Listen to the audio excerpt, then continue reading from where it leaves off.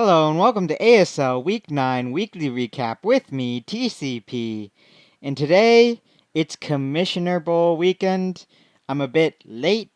Well, we're going to be recapping Commissioner Bowl weekend and everything that happened this week during the Commissioner Bowl week. With the battles that happened, I'm a bit late with all this. I was supposed to record this Friday, but then I fell asleep. You know how it goes. Anyways, we got Shadow versus Brett. First battle of the day. Shadow pulls off a 5-0 with our first weekly hero being Zera Aura. So let's see what went down. So first we got a Lando Eye versus a Komodo. There's going to be some dragon dancing out here. And double psychic from a Scarf Landorus is going to take out Komodo. That's very bad for Brett because he went for the turn 1 sweep for reasons. We'll figure out that probably never. But anyways, Dalmise comes in on this Aromatisse, probably showing Anchor Shot. He goes for the Anchor Shot. Zeraora kind of eats it up, which is very, very strange. It seems like he's bulky because he has Substitute, so maybe he bulked up or had enough bulk to take something behind a Substitute, but we can't really be sure what. As Brett's going to get up some Stealth Rocks, and the Grass Knot's going to come out from this Lando Eye, and Mudstill is pretty much going to be gone from the rest of this game. So in comes Delmise. He is locked into the Grass Knot, so it's a pretty safe play to go into Delmise. And Aromatisse comes out, so it's pretty good for Brett. But he decides to make a double there into Manetric, which ends up being really bad because now Manetric has to Volt Switch and let something pretty much die for free to 2 Moonblast. But Shadow goes for the Wish, which is fine. Power Up comes out, does not kill the Aromatisse. Some overplaying by Brett, but it seems as though he is very bulky, potentially very Spidef bulky as well. But an Anchor Shot finally comes out on this Aromatisse. A Wish is going to come out from the Aromatisse. And it looks like actually that this Aromatisse can stall out the Delmise because he does have Wish and Protect, so he's going to be healing pretty much 62% for every attack that Brett sends out. And Brett can't do that much. So Shadow is just waiting for this Delmise to die to poison damage. And Brett, realizing that it's a losing battle, decides to swap out. But Shadow actually predicts that. He allowed his Aromatisse to die. He was probably protecting either a swap or a synthesis. So, yeah, Shadow has been very much ahead this entire game. And now with the pressure that is on, this Miss Magius is now on timer. Delmise is pretty close to dead. The Mudstill is pretty close to dead. The Mega Manetric is at half, so it's looking really bad. And if like something like Scarf Lando Eye or Zeraora or anything fast, like a potentially even a Scarf Cortana, if there's Scarf Cortana still, that's just going to be able to clean up the game. So it's looking really good for Shadow. He doesn't have to preserve the Aromatisse, but Aromatisse still beats pretty much everything that's alive. A Hydro Pump comes out from the Primarina and is kind of looking like Aromatisse is going to clean sweep everything. But Hydro Pump shows to do a lot of damage, almost indicating that it's potentially Specs damage from the Primarina. So in comes Zeraora on the Primarina. And this is how we get our weekly hero, because a substitute comes out, the berry pops. That explains why he was substitute, because he is acrobatics and he is behind a sub. I did not realize that if you're behind a sub, Intimidate doesn't work, but apparently that's how it works. And Zeraora is able to clean up with the last 4 kills. Moving on to our second battle.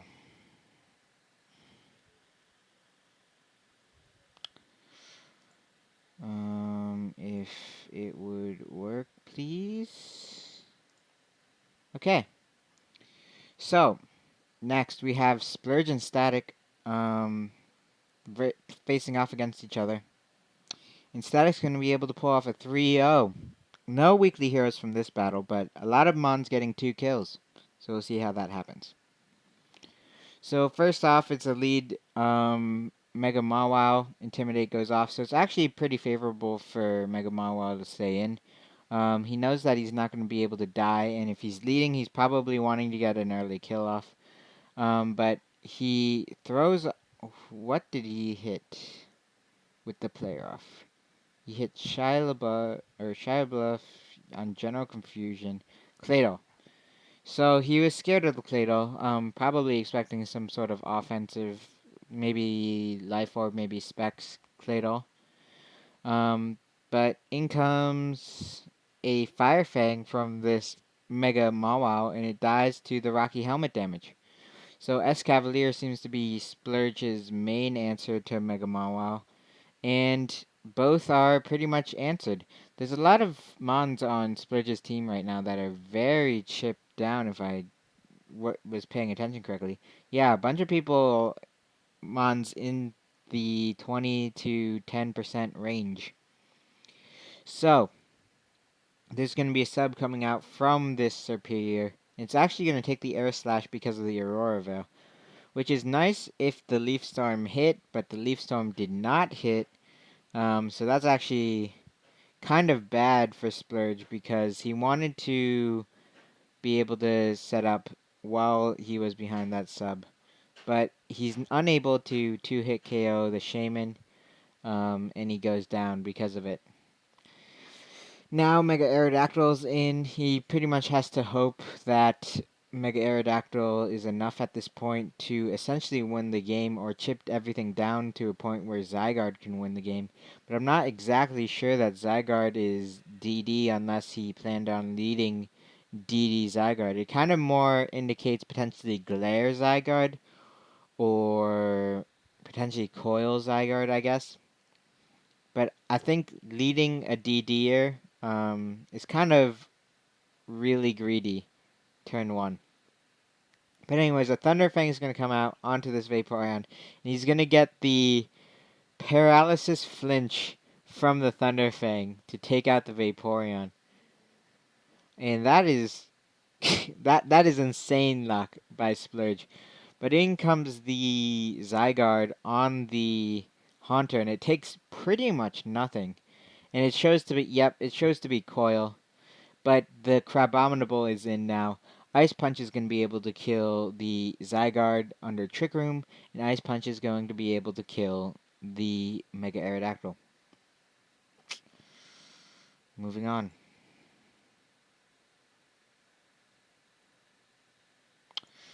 I said moving on.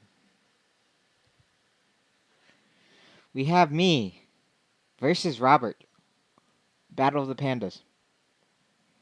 So, we get our second weekly hero, which is Mega Kangaskhan. So first turn, a Will-O-Wisp gonna miss the Landorus T as the Continental Crush is gonna come out and instantly bop the Rotom. Obviously, from my perspective, it sucks to miss a Will-O-Wisp on a Landorus T. But anyways, an Earth Power is gonna come out for me. In comes the Mega Alakazam. After Ferroseed sets up the rocks, he's going to trace the Water Absorb, go for the Recover, but he's actually not going to be able to heal enough as Earth Power is going to do 64%. So he has to break the sub and let his Mega Alakazam go down. In comes the Hitmonlee as I swap into Golisopod on the Bulk Up. And a First Impression is going to come out as the Poison Jab is going to activate my emergency exit, swapping me into my Jirachi. Now he's going to swap out into his Ferroseed as I go for a Zen Headbutt and take a little bit of chip from his Rocky Helmet and his Iron Barbs. In comes Florges on the Leech Seed miss, and a Defog is going to come out on the next Leech Seed.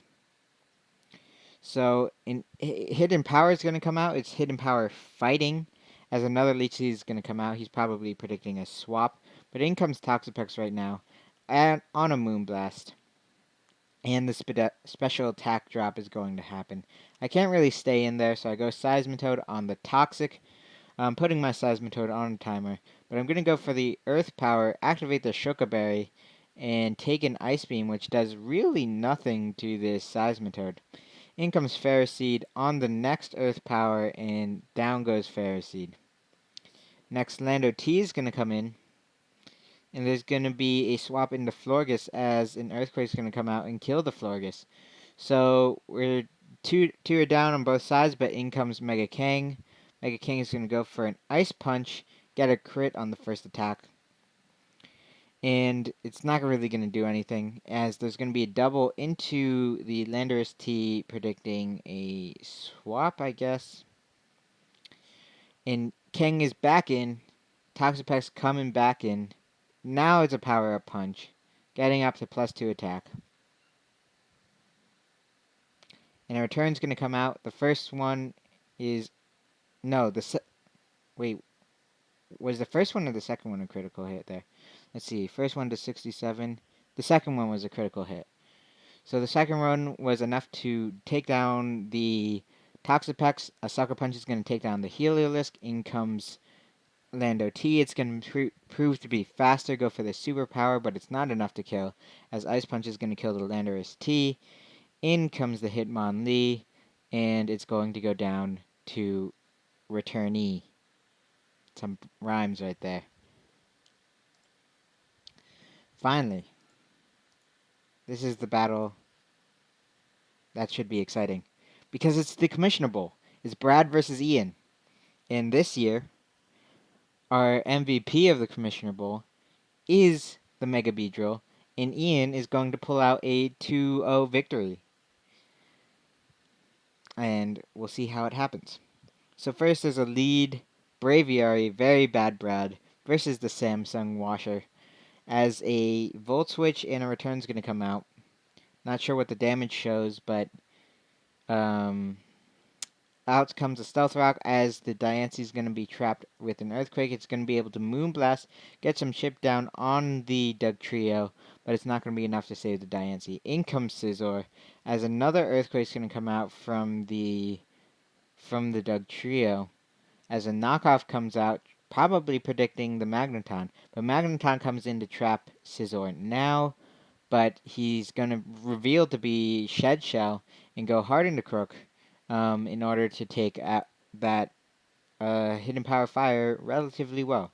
Anyways, Mega Beedrill comes out. It's looking to U-turn right now, and then instead it goes for a Substitute, which is quite scary because now he gets not just one free kill, but he potentially just gets 2 free kills. So a knockoff comes out on the Scizor, revealing the Shed Shell for sure. A Bullet Punch is going to come out on the U-turn. Ian probably saw that if the Scizor really tried to roost up enough, it could potentially outstall it, but he could just go into Magneton. Now the Shed Shell is gone and HP Fire to guarantee kill the Scizor. So Crocodile comes out. He's going to go for the Earthquake, do a lot of damage to this Clefable, and because it took rocks damage, it's showing to be unaware. So it's like, I think, did it show to take rocks damage? I believe it did. Yeah, it did. So it seems to be a Spadef unaware Clefable, or a potential offensive unaware Clefable. In comes Magneton on the Tentacruel, and there's going to be a prediction here where Ian is predicting probably Crocodile to come in, or Slurpuff, and he goes for the Flash Cannon.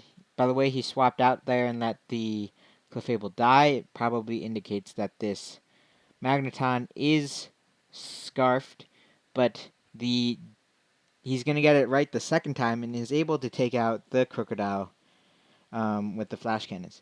Out comes a Surf from the Tentacruel, actually doing a lot of damage to this Azelf, but the Azelf is going to go down to 2 Surfs. In comes Mega Beedrill, and Tentacruel is out of range where Poison Jab will kill, and Slurpuff comes in and dies to a Poison Jab. So Mega Beedrill is able to pick up 3 kills and be the MVP of this match and a weekly hero for this week. Yeah. Now we can move to other games that might not be as important to the league. We have Metagross versus Bash. And oh, I didn't update the records for this week. I'll have to do that afterwards. But Metagross is going to be able to pull off a 2-0 victory, going to 4-5, as Bosch is going to go down to 5-4. I'll have to update their standings afterwards so that Melone isn't screwed. So out comes the Torkoal first versus Mess Spirit. A Stealth Rock's going to come out, and the Stealth Rock's going to go be thrown back. Just an exchange of Stealth Rocks, but Torkoal is looking better here because he's able to force out the Mess Spirit and potentially Rapid Spin the rocks away. But instead he decides to go hard into not Mess Spirit, into Melodic. The U-turn there actually doesn't make sense to do that. So he probably predicted the Blacephalon to want to spin block, and that's why he went into Melodic to counter that play. And U-turn was probably made to potentially go into Blacephalon to spin block, because I guess that means that the Torkoal probably doesn't have Earth power, even though that there's a Nihilego. Anyways, back to what's actually happening. We have some setup and some Shadow Balls being thrown out, being able to kill the Electros. But in Dragon Dance, Flygon is able to take out the Raikou. A Draining Kiss is going to come out on the Melodic and do really relatively no damage. But Comfey is going to try to set up here to try to potentially win the game if this Melodic doesn't have Haze, assuming that Comfey has a way to get rid of the Toxic. And by the fact that he's continuing to set up, it indicates that he probably does, but the Haze is going to be shown, so it's going to be to no avail to set up there. So Mesphere comes in on the Scald, gets burned. Probably okay, because he's going to be specially offensive. Huh. So what's happening here? We got some U-turn coming out into Blacephalon. Blacephalon probably has something to counter this Milotic, but in fact, it doesn't seem to. It just has enough to potentially take one hit. He's probably going for the Spadef drop because he's kind of locked into a situation where Bash kind of has to sack him on to Shadow Ball. But he's threatening right now the Sucker Punch, but Matt goes for a pretty good play of calling his bluff, going for the Shadow Ball again, and getting the Honchkrow out of the way. The Honchkrow there probably sets up a Sword Stance. But Comfey comes out. He probably wants to try to pop the Disguise with the Draining Kiss. It happens. Comfey is healing up a little bit. But now is probably when he wants to get rid of his... No, he wants to go into Blacephalon on the recover. Blacephalon now probably trades with the... I guess... Never mind, he's using Trick and trading with the... Literally trading with the Flygon. So out comes Mega Scizor. He's gonna go for a Roost. Wait a second. The stats here are wrong. The stats here are wrong. Bash didn't update his stats. Matt updated his side of the stats, and Bash didn't. Bash's stats aren't updated. Do you know what? If you don't update your stats, this will just happen. I'm not updating these stats, by the way. What killed Raikou? It was Flygon. So Flygon has 1 kill, and it's not a weekly hero because it just died. Anyways, Milotic comes in on the Nihilego as he's trying to recover off the damage. He probably should go for a Haze, but instead he goes for a Scald. Haze there probably lets Milotic live and recover there, but it is definitely dependent on rolls. But he probably wanted to get enough chips so that potentially Mimikyu could win the game, if I understand correctly. So Mimikyu's going for the win. He doesn't want his Disguise to be popped, but out comes Comfey. Comfey's going to be able to Draining Kiss it at a +3 priority. So there goes the Disguise. Never Ending Nightmare is going to come out, take out the Comfey, but at this point, Scizor is very healthy. Torkoal's probably not going to be able to take 2 hits from this Scizor. 1 bullet punch is going to crit, but with the toxic damage and everything, there's no way it's living 2. Nihilego comes out just in case. I don't understand why he did that necessarily. Kind of just sacked a kill or a differential, but he did it. Maybe there's some play that I'm not seeing that Torkoal could have done there. Um, let's see. What could he have done there? He couldn't be a berry. He couldn't be Rocky Helmet. He could have been Custap Berry. I guess that's what Matt was playing around. Exactly Custap Berry, Torkoal, and it was kind of a throw if he is Custap Berry. But did he reveal? Oh, he was Rocky Helmet. Huh. Never mind. Moving on, we have Peach versus Sketch. 36. This is the Weavile Boy, actually. And Peach is able to show that he's the superior Weavile without a Weavile. Get the 1-0 victory. So this is looking to be a really close match. I actually forget how this one goes. So first off, we got a Kingler versus Jolteon.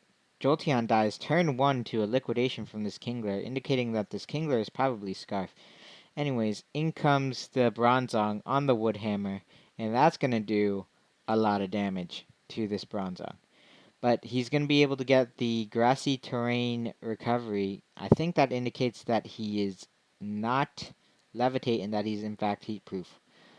But Muck is going to come out on the Woodhammer. Not exactly sure why that happened, but Muck is able to not get Woodhammered again and live. But anyways, Heatproof Bronzong comes out, but he's not able to, even though it's Heatproof, it's not able to really take on this Heatran very well. And it's going to go down to Magma Storm. Anyways, but that's enough for Mega Gallade to come in and potentially try to set up. But a roar is going to actually happen from this Heatran, not really allowing Mega Gallade to potentially punish him for a swap out. So Liquidation is going to come out from the Kingler. It's not going to quite do enough. And a Bloom Doom is going to be coming out to revenge the Kingler. It was probably meant for the Tapu Fini, but he was at such a low point where he just kind of had to get the kill. But if he saves it there, he potentially, because he shows he outspeeds the Tapu Fini, he can potentially get that kill later on in the game. I don't know. I'm not sure if that's something you preserve and potentially go into. I guess you don't go into Bulu there on the liquidation. Because if you go into Bulu there on the liquidation and you save Heatran's health, and then you're fast, you don't necessarily know you're faster than Tapu Fini, I guess. And it's kind of just securing a kill instead of potentially trying to go for a Halucho win on a choice locked Kingler. I guess that's the idea of it. But anyways, going back into this battle, we have a Salakberry Gardevoir. But a Shadow Sneak, as it already revealed, is going to be enough to kill. And out comes Tapu Bulu. It did enough with the Woodhammer last time, and it's going to do enough with Woodhammer this time. But now Peach knows that he's locked into Woodhammer. Here comes the #1 fan, and it's going to outspeed an Air Slash. Air Slash is pretty free there. But Salazzle is going to be faster than the Rotom and kill the Rotom. Anyways, Salazzle is going to come out and do 65%. Close Combat's going to do a 77%. And a Shadow Sneak's going to come out and kill the Salazzle. So it's Halucha versus the world, but he doesn't have grassy terrain to set up. So he's going to substitute and Acrobatics kill the Mega Gallade. It's Tapu Fini versus the Halucha. Both are pretty chipped down. One's behind a sub. One goes for Sword Stance. Sword Stance is just a generally good play. You're kind of hoping that he doesn't have Moonblast, I think, at that point. And Moonblast is going to be enough to kill the Halucha.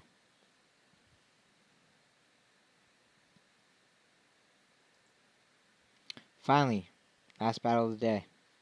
We got Texas versus Melone. Nice. Melone is going to lose here, 3-0 to Texas. And this is actually going to not knock out Melone. The people who were knocked out this week were Brett and... Wait, no. That's next week. Never mind, I'm getting ahead of myself. Anyways, the U-turn's going to come out. In comes the Skarmory on the Pilot Swan, setting up Stealth Rocks. Galvantula is going to be out here on the Defog and is able to get off a 3... Not a 3. A free attack. Pilot Swan's going to come out on...